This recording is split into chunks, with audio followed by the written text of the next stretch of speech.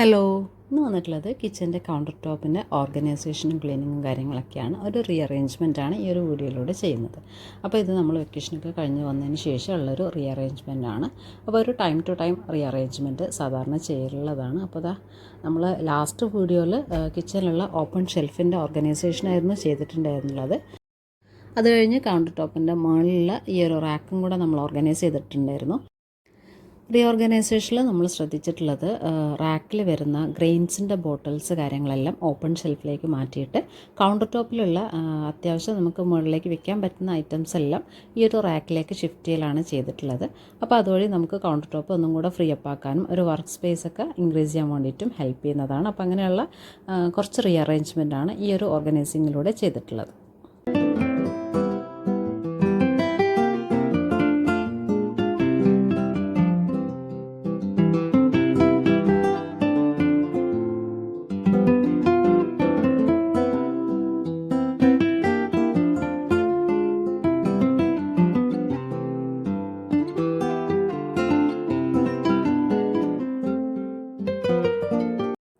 ഇനി ഇതാ നമ്മൾ കൗണ്ടർ ടോപ്പിൻ്റെ ഓർഗനൈസേഷനാണ് ചെയ്യുന്നത്. അപ്പോൾ അതിന് വേണ്ടിയിട്ട് കൗണ്ടർ ടോപ്പിലുള്ള ഐറ്റംസ് എല്ലാം ഒന്ന് ക്ലീൻ ചെയ്തിട്ട് അതുപോലെ കൗണ്ടർ ടോപ്പും കൂടെ ഒന്ന് ഡീപ്പ് ക്ലീൻ ചെയ്തെടുത്തതിന് ശേഷം ഒരു റീഓർഗനൈസേഷനാണ്. അപ്പോൾ കൗണ്ടർ ടോപ്പിൽ മാക്സിമം നമ്മൾ എപ്പോഴും ഫ്രീക്വൻ്റ്ലി യൂസ് ചെയ്യുന്ന സാധനങ്ങൾ മാത്രം വെക്കാനായിട്ട് ട്രൈ ചെയ്യുക.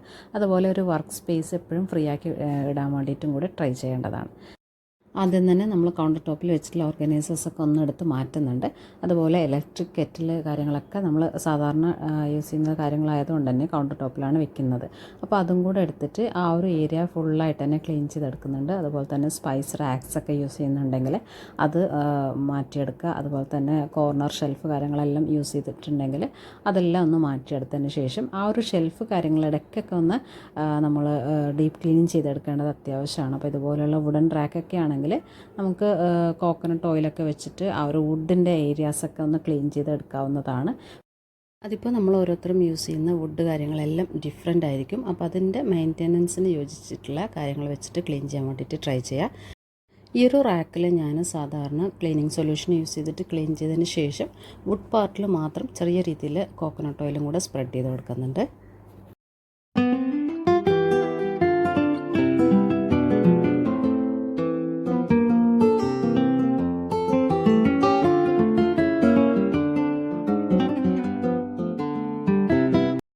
ഇനി വന്നിട്ട് ഇതാ കൗണ്ടർ ടോപ്പും അതിൻ്റെ അറ്റാച്ച്ഡ് ആയിട്ടുള്ള വാളും കൂടിയിട്ടാണ് ക്ലീൻ ചെയ്തെടുക്കുന്നത്. അപ്പോൾ ഇത് നമ്മൾ ഓരോ കുക്കിംഗ് കഴിഞ്ഞതിന് ശേഷം ജസ്റ്റ് ഒരു വൈപ്പ് കൊടുക്കേണ്ടത് അത്യാവശ്യമാണ്. അപ്പോൾ അങ്ങനെ ചെയ്തിട്ടുണ്ടെങ്കിൽ എപ്പോഴും ഒരു നീറ്റ്നെസ് മെയിൻറ്റെയിൻ ചെയ്യാൻ വേണ്ടിയിട്ട് വളരെ ഹെൽപ്പ് ചെയ്യുന്ന ഒരു കാര്യമാണ്. നമ്മൾ ഓരോ തവണയും കുക്കിംഗ് എല്ലാം കഴിഞ്ഞതിന് ശേഷം സ്റ്റൗ ക്ലീൻ ചെയ്യുന്നതിനൊപ്പം തന്നെ അത് പ്ലേസ് ചെയ്തിട്ടുള്ള കൗണ്ടർ ടോപ്പ് ഏരിയാസും അതിൻ്റെ നിയർ ബൈ ആയിട്ടുള്ള വാൾ ഏരിയയും കൂടെ ആ ഒരു ടൈമിൽ തന്നെ ക്ലീൻ ചെയ്യാൻ വേണ്ടിയിട്ട് ശ്രദ്ധിച്ചിട്ടുണ്ടെങ്കിൽ ആ ഒരു ഏരിയ ഓയിലിൻ്റെ ഗ്രീസി എഫക്റ്റ് ഒന്നും ഇല്ലാതെ നല്ല നീറ്റ് ആൻഡ് ക്ലീൻ ആക്കിയിട്ട് ഇടാൻ വേണ്ടിയിട്ട് ഹെൽപ്പ് ചെയ്യുന്നൊരു കാര്യമാണ്.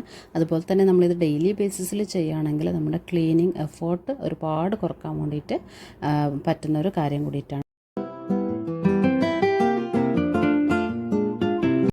ഇനി ഡെയിലി ബേസിസിൽ ഡീപ്പ് ക്ലീൻ ചെയ്യേണ്ട ഒരു ഏരിയ ആണ് നമ്മുടെ വിൻഡോയുടെ ലാൻഡിങ്, അറ്റാച്ച്ഡ് ആയിട്ടുള്ള ടാപ്പും സിങ്ക് ഏരിയാസ് കാര്യങ്ങളെല്ലാം. അപ്പോൾ അതും കൂടെ ഞാനിവിടെ ഡിഷ് വാഷ് ലിക്വിഡ് യൂസ് ചെയ്തിട്ടാണ് ക്ലീൻ ചെയ്തെടുക്കുന്നത്.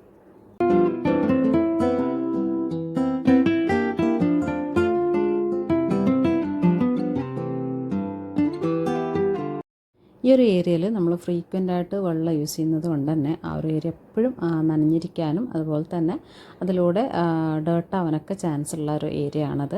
അപ്പോൾ അതുകൊണ്ട് ഓരോ പ്രാവശ്യം നമ്മൾ ഡിഷ് വാഷിംഗ് ഒക്കെ കഴിഞ്ഞതിന് ശേഷം ആ ഒരു ഏരിയ ചെറിയൊരു ക്ലോത്ത് അല്ലെങ്കിൽ ഫൈബർ ക്ലോത്തോ ഷീറ്റോ കാര്യങ്ങളൊക്കെ വെച്ചിട്ടൊന്ന് ഡ്രൈ ആക്കി ഇടാൻ വേണ്ടിയിട്ടും കൂടെ ട്രൈ ചെയ്യുക. അപ്പോൾ അതിനായിട്ടൊരു ചെറിയ ക്ലോത്ത് സെപ്പറേറ്റ് ആയിട്ട് മാറ്റി വെക്കുന്നത് ഇങ്ങനെയുള്ള കാര്യങ്ങൾ ചെയ്യാൻ വേണ്ടിയിട്ട് ഹെൽപ്ഫുള്ളായിരിക്കും. അപ്പോൾ സാധാരണ നമ്മൾ കൗണ്ടർ ടോപ്പൊക്കെ ക്ലീൻ ചെയ്യാൻ യൂസ് ചെയ്യുന്ന ക്ലോത്ത് അല്ലാതെ വേറൊരു ചെറിയ പീസ് ക്ലോത്ത് ഇതിനായിട്ട് മാത്രം ഒന്ന് മാറ്റി വയ്ക്കുന്നത് നല്ലതാണ്.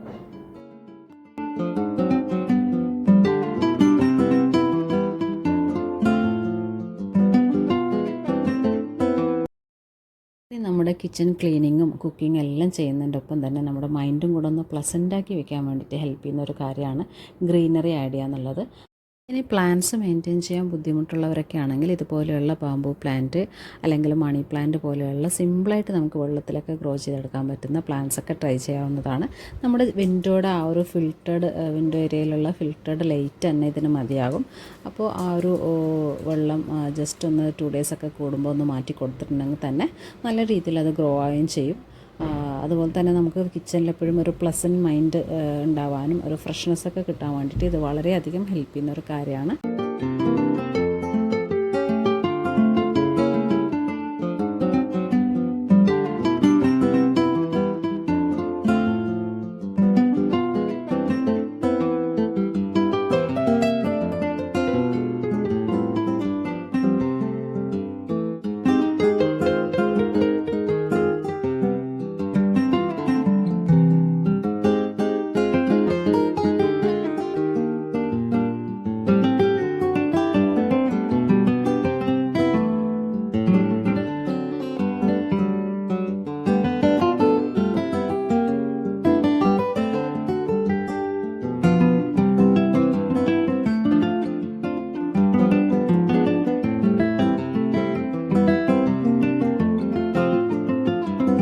ഇനി നമ്മൾ ക്ലീൻ ചെയ്തെടുത്തിട്ടുള്ള ഈ ഒരു റാക്കാണ് ഓർഗനൈസ് ചെയ്തെടുക്കുന്നത്. അപ്പോൾ അതിലേക്ക് ഞാൻ ഡെയിലി ബേസിസിൽ നമ്മൾ യൂസ് ചെയ്യുന്ന സ്പാച്ചുല ഹോൾഡർ വെക്കുന്നുണ്ട്.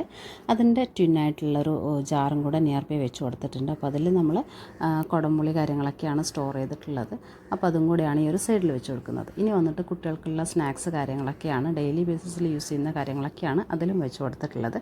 അപ്പോൾ കൗണ്ടർ ടോപ്പിൽ മാക്സിമം നമ്മൾ എപ്പോഴും യൂസ് ചെയ്യുന്ന കാര്യങ്ങൾ വെച്ച് കൊടുക്കാൻ വേണ്ടിയിട്ട് ട്രൈ ചെയ്യുക. പിന്നെ ചെറിയ ചെറിയ രീതിയിലുള്ള ഡെക്കോ പീസസ് മാത്രം ആഡ് ചെയ്യാൻ വേണ്ടിയിട്ടും കൂടെ ട്രൈ ചെയ്യേണ്ടതാണ്. ഇനി നമുക്ക് യൂസ്ഫുൾ ആയിട്ടുള്ള ഡെക്കോ പീസ് ആഡ് ചെയ്യണമെന്നുണ്ടെങ്കിൽ നല്ല കാണാനൊക്കെ ഭംഗിയുള്ള രീതിയിലുള്ള സെറാമിക് ജാർസൊക്കെ യൂസ് ചെയ്യുകയാണെങ്കിൽ അത് ഡെക്കോ ഫങ്ഷണലായിട്ട് യൂസ് ചെയ്യാൻ വേണ്ടിയിട്ട് വളരെ ഹെൽപ്പ് ചെയ്യുന്ന ഒരു കാര്യമാണ്. നെക്സ്റ്റ് ഈ ഒരു ബാസ്ക്കറ്റാണ് ഞാൻ യൂസ് ചെയ്യുന്നത്. അപ്പോൾ ഓയിൽ കണ്ടെയ്നറും അതുപോലെ ചെറിയൊരു പ്ലാന്റും കൂടെയാണ് ഈ ഒരു ബാസ്ക്കറ്റിലേക്ക് ആഡ് ചെയ്തെടുത്തിട്ടുള്ളത്. നെക്സ്റ്റ് നമ്മൾ ക്ലീനിങ് ആൻഡ് റീഓർഗനൈസേഷൻ ചെയ്തെടുക്കുന്നത് ഈ ഒരു വുഡിൻ്റെ റാക്കാണ്. ഈ ഒരു റാക്ക് ഞാൻ കുക്കിംഗ് ഏരിയയുടെ നിയർ ബൈ ആയിട്ടാണ് പ്ലേസ് ചെയ്തിട്ടുള്ളത്. അതുകൊണ്ട് തന്നെ മാക്സിമം നമ്മൾ ഫ്രീക്വൻ്റ്ലി യൂസ് ചെയ്യുന്ന സാധനങ്ങൾ മാത്രമാണ് ആ ഒരു റാക്കിൽ വെച്ച് കൊടുത്തിട്ടുള്ളത്. അത് നമുക്ക് കൂടുതൽ എളുപ്പത്തിൽ വർക്ക് ചെയ്യാനും ഫങ്ഷണലായിട്ട് ആ ഒരു റാക്ക് യൂസ്ഫുൾ ആക്കാനും ഹെൽപ്പ് ചെയ്യുന്ന ഒരു കാര്യമാണ്. അപ്പോൾ മാക്സിമം നമ്മൾ കുക്കിംഗ് ഏരിയയുടെ നിയർ ബൈ ആയിട്ട് വെക്കുന്ന ഐറ്റംസ് എല്ലാം ഫ്രീക്വൻ്റ്ലി യൂസ് ചെയ്യുന്ന ഐറ്റംസ് ആവാൻ വേണ്ടിയിട്ട് ട്രൈ ചെയ്യുക. അപ്പോൾ ഇത് നമ്മൾ ഡെയിലി ബേസിസിൽ യൂസ് ചെയ്യുന്ന ഷുഗർ അതുപോലെ തന്നെ ടീ പൗഡർ വിനെഗറും കൂടിയിട്ടാണ് ബേസിൽ വെച്ച് കൊടുത്തിട്ടുള്ളത്. ടോപ്പിലുള്ള ഷെൽഫിൽ നമ്മൾ മസാലാസാണ് കേട്ടോ വെച്ച് കൊടുക്കുന്നത്. ഇനിയിപ്പോൾ വന്നിട്ട് നമ്മുടെ ബേസിക് മസാലാസും സോൾട്ട് കാര്യങ്ങളെല്ലാം ഒന്ന് റീഫിൽ ചെയ്തെടുക്കുന്നുണ്ട്.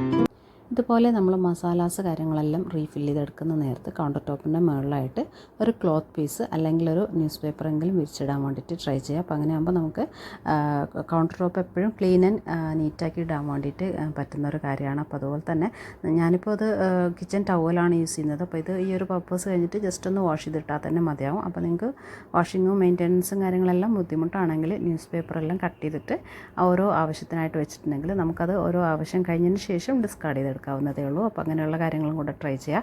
അതുപോലെ തന്നെ നമ്മൾ ചപ്പാത്തിയും കാര്യങ്ങളെല്ലാം ഉണ്ടാക്കാൻ നേരത്ത് ആ ഒരു വുഡിൻ്റെ അടിയിൽ നമ്മൾ ഒരു ന്യൂസ് പേപ്പറോ ക്ലോത്തൊക്കെ വിരിച്ചു കൊടുക്കുകയാണെങ്കിൽ ഒരുപാട് ടൈം നിന്നിട്ട് നമുക്ക് ആ ഒരു കൗണ്ടർ ടോപ്പ് ക്ലീൻ ചെയ്തെടുക്കേണ്ട ആവശ്യം വരില്ല. അപ്പോൾ അങ്ങനെയുള്ള കാര്യങ്ങളും കൂടെ ട്രൈ ചെയ്യാം.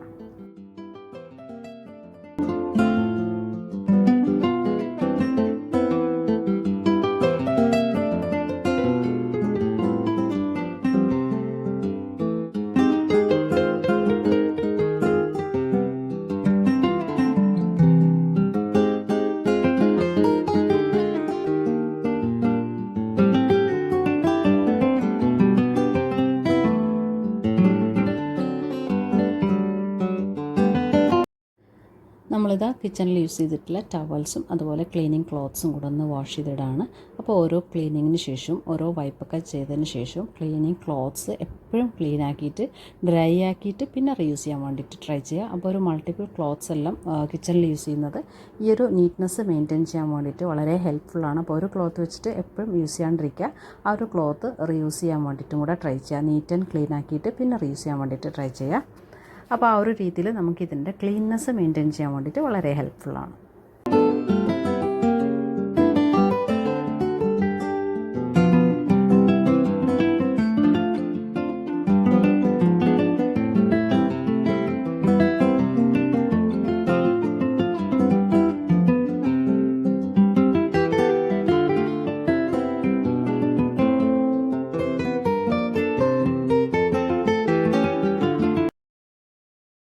ഇനി ഡിഷ് വാഷിംഗ് ലിക്വിഡ് സെപ്പറേറ്റ് കണ്ടെയ്നറിൽ മിക്സ് ചെയ്തിട്ട് വെക്കുകയാണെങ്കിൽ നമ്മൾ വെള്ളം കൂട്ടിയിട്ട് ഡൈല്യൂട്ട് ചെയ്തിട്ടാണ് വെക്കുന്നതെങ്കിൽ കുറച്ച് മാത്രം ഡൈല്യൂട്ട് ചെയ്തിട്ട് വെക്കാൻ വേണ്ടിയിട്ട് ട്രൈ ചെയ്യുക. അതുപോലെ തന്നെ ടൈം ടു ടൈം ആ ഒരു കണ്ടെയ്നർ ക്ലീൻ ആക്കാൻ വേണ്ടിയിട്ടും കൂടെ ട്രൈ ചെയ്യേണ്ടതാണ്.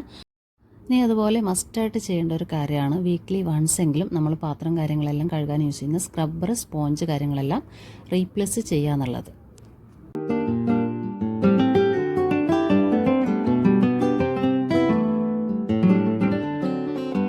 ഇപ്പോൾ ഇതാ നമ്മുടെ കൗണ്ടർ ടോപ്പും കിച്ചൺ ഏരിയാസ് ഫുള്ള് ക്ലീൻ ചെയ്ത് റീഓർഗനൈസേഷൻ ചെയ്തെടുത്തിട്ടുണ്ട്. ഈ ഒരു മേക്ക് ഓവറിൽ നമ്മൾ കൗണ്ടർ ടോപ്പിൽ വർക്ക് സ്പേസ് കൊടുക്കാൻ വേണ്ടിയിട്ട് ട്രൈ ചെയ്തിട്ടുണ്ട്. അതുപോലെ ഫ്രീക്വൻ്റ്ലി യൂസ് ചെയ്യുന്ന കാര്യങ്ങൾ മാത്രം ഹാൻഡ് ചെയ്യാവുന്ന രീതിയിൽ കൗണ്ടർ ടോപ്പിൽ സെറ്റ് ചെയ്തിട്ടുണ്ട്.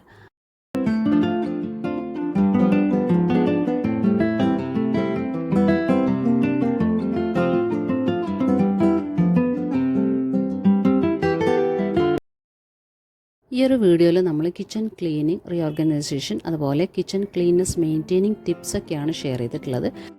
വീഡിയോ ഹെൽപ്ഫുൾ ആണെന്ന് തോന്നിയിട്ടുണ്ടെങ്കിൽ please like, share and subscribe. Thanks for watching.